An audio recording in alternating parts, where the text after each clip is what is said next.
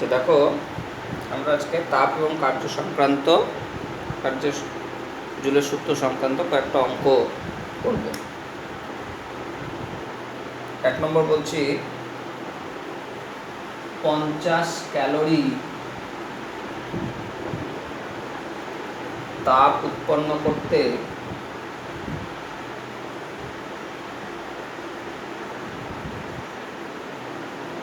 কি পরিমাণ কার্য করতে হবে। তাহলে তোমরা জানো W = J/Q। তাহলে 50 ক্যালোরি তাপ উৎপন্ন করতে কি পরিমাণ কার্য করতে হবে, তাহলে ডাব্লুটা ক্যালকুলেট করব। যে এর ভ্যালু তোমরা জানো 4.2 জুল পার ক্যালোরি ইন্টু 50, তাহলে হয়ে গেল 210। অতএব 210 জুল কার্য করতে হবে। সহজ অঙ্ক।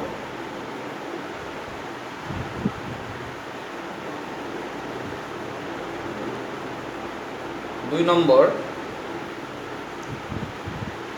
420 জুল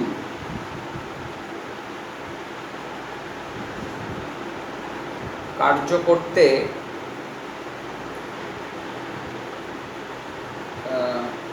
420 জুল কার্য তাপে রূপান্তরিত হলে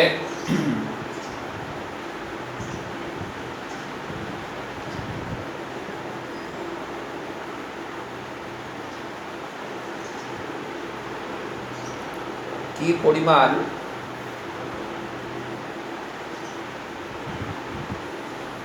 তাপ উৎপন্ন হবে। তাহলে তোমরা জানো W = J/Q। তাহলে আমরা যে তাপ উৎপন্ন কতটা হবে সেটা ক্যালকুলেট করব 420 জুল কার্য থেকে। তাহলে আমাদের Q ক্যালকুলেট করতে হবে। Q মানে হচ্ছে W/J। তাহলে W মানে কার্য, যেটা বলা আছে কত 420, আর J এর ভ্যালু তোমরা জানো 4.2। তাহলে ভাগ করলে আসবে 100। অতএব 100 ক্যালোরি তাপ উৎপন্ন হবে। 100 ক্যালোরি তাপ উৎপন্ন হবে।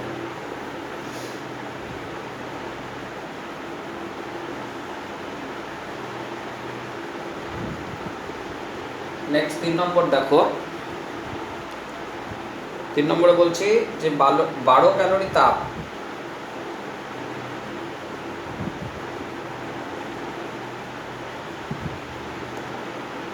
উৎপন্ন করতে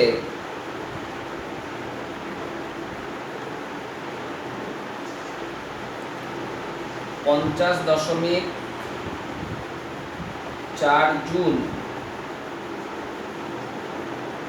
কার্য করতে হয়। তাপের যান্ত্রিক তুল্যাঙ্কের মান কত। তাহলে একই W = J/Q। তাহলে এবার J ক্যালকুলেট করব। J মানে হচ্ছে W/Q। তাহলে W হচ্ছে 50.4 জুল কার্য আর Q হচ্ছে 12। তাহলে 50.4 কে 12 দিয়ে ভাগ করো, 4 × 12 = 48, 2 দশমিক দিলে 4 নামলো, 12 × 2 = 24। তাহলে দাঁড়ালো 4.2। অতএব তাপের যান্ত্রিক তুল্যাঙ্কের মান 4.2 joule per calorie. 4.2 joule per calorie.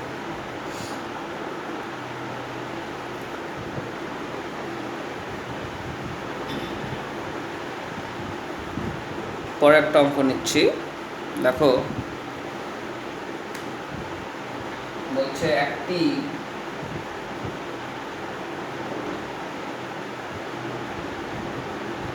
সীসার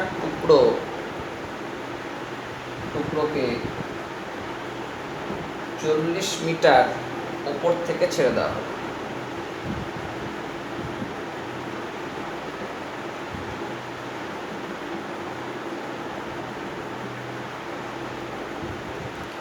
মাটিতে পৌঁছে ওর শক্তির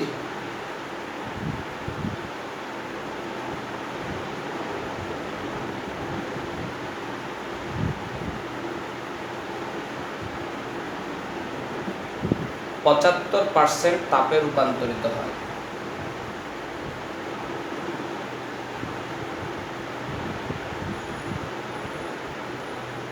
সীসার টুকরোর উষ্ণতা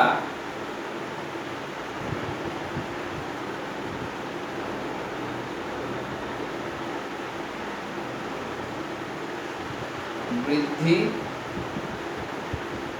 কত হবে? আর ব্র্যাকেটে সীসার আপেক্ষিক তাপ, তার মান দেওয়া আছে 0.03 calorie gram to the power -1 degree Celsius to the power -1। মানে বিষয়টা কি, একটা সীসার টুকরোকে ভূমি থেকে তুমি এরকম উপরে রেখেছো 40 মিটার উপরে, এবার এটাকে ফেলে দিলে তাহলে এসে মাটিতে আঘাত করবে। মাটিতে আঘাত করলে বলছে কি যে শক্তিটা উৎপন্ন হচ্ছে, মাটিতে পৌঁছার শক্তির 75% তাপে রূপান্তরিত হচ্ছে, বা 75% এই স্থিতিশক্তিটাই তার মানে তাপে রূপান্তরিত হচ্ছে, কারণ ওপরে তুলে রেখেছি মানে স্থিতিশক্তি সঞ্চিত হয়েছে, তাহলে স্থিতিশক্তিটা তাপে রূপান্তরিত হচ্ছে।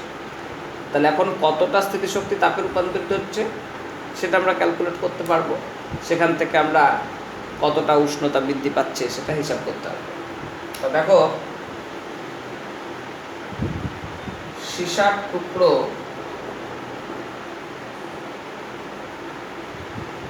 ,40 মিটার বা 40 × 100 সেমি ওপর থেকে ফেলা হলে কার্য সমান আমরা লিখব কি mgh। এবার সীসার টুকরোটার ভর আমরা জানি না, সেটা ধরে নিচ্ছি যে সীসার টুকরোর ভর m গ্রাম। তাহলে কার্য কত হবে m × 980, j এর ভ্যালু 980, আর h হচ্ছে 40 × 100। তাহলে এবার এই কার্যটার 75% তাপে রূপান্তরিত হচ্ছে, তাহলে 75% কার্য তাপে রূপান্তরিত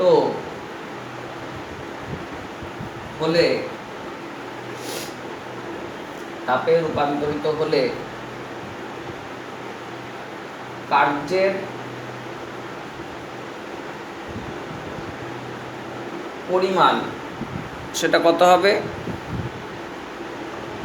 m × 980 × 40 × 100 × 75/100। তাহলে এই পরিমাণ কার্য আসলে তাপে রূপান্তরিত হচ্ছে। যতটা কার্য হলো তার 75% কার্য, অর্থাৎ এই পরিমাণ কার্য তাপে রূপান্তরিত হবে। তাহলে এখন কতটা তাপ উৎপন্ন হবে? উৎপন্ন তাপের পরিমাণ কত, কিভাবে ক্যালকুলেট করব? উৎপন্ন তাপের পরিমাণ কত কিভাবে ক্যালকুলেট করব? তাহলে আমরা জানি W = JQ, তাহলে Q মানে হচ্ছে W/J। তাহলে W-টা কত? এইটা W, তাহলে আমরা লিখব কি m × 980 into 40 into 100 into 75/100 into 4.2 into 10⁻⁷। জের ভ্যালুটা আমরা সিজিএস এককে বসালাম, কারণ সব সিজিএসে করছি আমরা। তাহলে থাক, ক্যালকুলেশন কিছু করবে না এখন। তাহলে এই পরিমাণ তাপ আমি সীসার টুকরোটাকে ওপর থেকে ফেললে পাবো, m ইন্টু 980 ইন্টু 440 ইন্টু 100। এটা বড় জোর, এইটা ছোট করে নিতে পারো, কাটাকাটি হচ্ছে। এবার দেখো, তোমরা একটা বিষয় জানো যে উৎপন্ন তাপের যে পরিমাণ সেটা তিনটে বিষয়ের উপর নির্ভর করে: বস্তুর ভর, আপেক্ষিক তাপ এবং উষ্ণতার পরিবর্তন। তাহলে ধরি সীসার টুকরোর উষ্ণতা বৃদ্ধি পায় T°C। অতএব প্রয়োজনীয় তাপ, সেটা আমরা বলবো কি mst। তাহলে m তো ভর, s হচ্ছে 0.03 আপেক্ষিক তাপ, আর T° উষ্ণতা বাড়ছে। তাহলে এই যে তাপের পরিবর্তন, প্রয়োজনীয় তাপ, শোষিত তাপ আর এই উৎপন্ন তাপ, এই দুটো তাপ কী হবে? পরস্পর সমান হয়ে যাবে।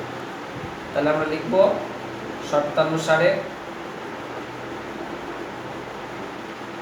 m ইন্টু 0.03 ইন্টু t সমান m into 980 into 40 into 75/4.2 into 10⁻⁷।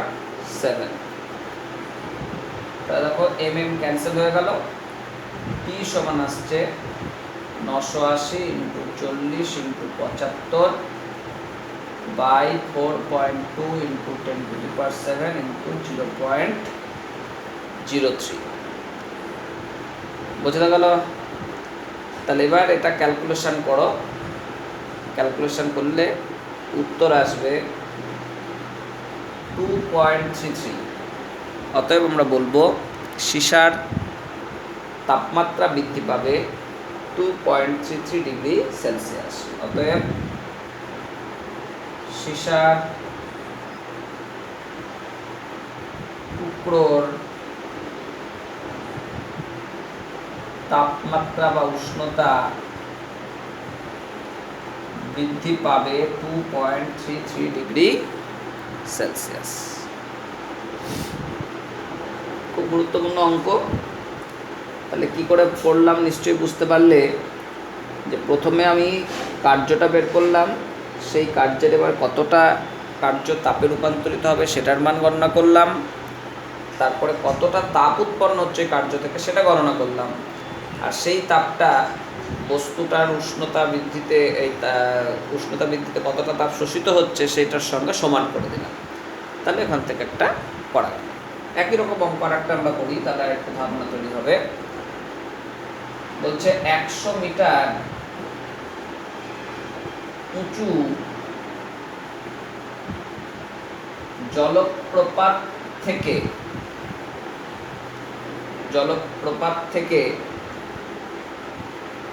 জল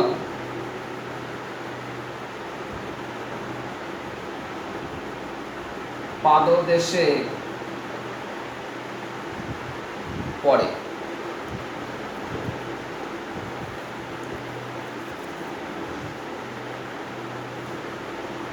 পাদদেশে জলের উষ্ণতা কত বৃদ্ধি পাবে, আর বলে দিচ্ছে তাপের 90% জলে আবদ্ধ থাকে। যদি তাপের 90% জলে আবদ্ধ থাকে। বিষয়টা কি, যেরকম তোমরা জলপ্রপাত দেখেছো যে পাহাড়ের ঢাল বেয়ে এরকম ভাবে জল উপর থেকে নিচে পড়ে, তাকে জলপ্রপাত আমরা বলি। এইটা হাইটটা বলা আছে 100 মিটার। তাহলে 100 মিটার উঁচু থেকে জল যদি নিচে পড়ে তাহলে কতটা কার্য হবে বের করে নাও। তাহলে ধরি জলের ভর m গ্রাম, তাহলে 100 মিটার বা 100 গুণিত 100 সেমি উপর থেকে জল পড়লে কার্য mgh, তাহলে m ইন্টু 980 ইন্টু 100 গুণিত 100। এবার এই যে কার্য কতটা পরিমাণ তাপে রূপান্তরিত হচ্ছে, 90%। তাহলে 90% কার্য তাপে পরিবর্তিত হয়। অতএব নির্ণেয় কার্য m into 980 into 100 into 100 into 90/100। এবার আমরা এই পরিমাণ কার্য থেকে উৎপন্ন তাপ হিসাব করব আগের মতনই। তাহলে কার্য থেকে